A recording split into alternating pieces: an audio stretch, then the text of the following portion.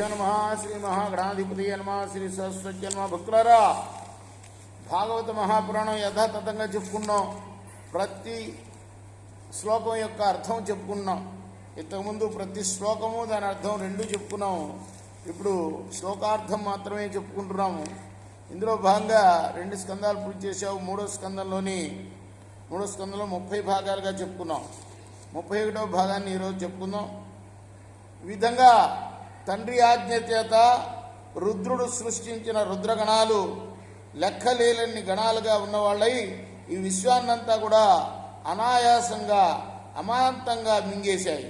ఆ మహాప్రమాదాన్ని శాంతింపజేయడం కోసం బ్రహ్మ రుద్రగణాలని దగ్గరికి పిలిచి, కుమారులారా, చూశారా, మీ తీక్షణ వీక్షణాగ్ని జ్వాలలో సమస్త లోకాలు కూడా మండిపోయాయి. ఇక చాలు, మీరు బుద్ధిమంతులు, ధైర్యవంతులు, నా మాట విని చక్కగా అరణ్యాలకు వెళ్ళి ఏకాగ్రచిత్తులై సకల ప్రాణులకి సుఖాన్ని కలిగించే తపస్సు చేసుకోండి. మీకు నిశ్చయంగా శుభం కలుగుతుంది సుమా. సర్వం ప్రకాశింపజేసే చైతన్య స్వరూపుడు భగవంతుడు.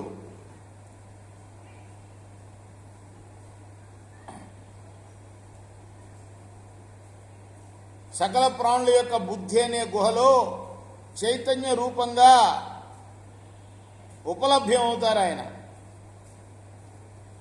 మహానుభావుడు, సద్గుణ సంపన్నుడు, అచ్యుతుడు, పరమాత్ముడు, పరంజ్యోతి, సర్వేశ్వరుడు, సర్వాంతర్యామి, అధోక్షజుడు, ప్రత్యక్ష ప్రమాణాలకు దొరకనివాడు, ఆర్తజన రక్షణాపరుడు.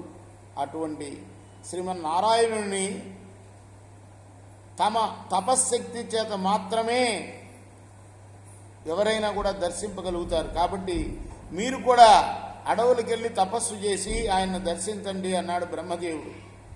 రేపు మనం 31వ 32వ భాగాన్ని చెప్పుకుందాం.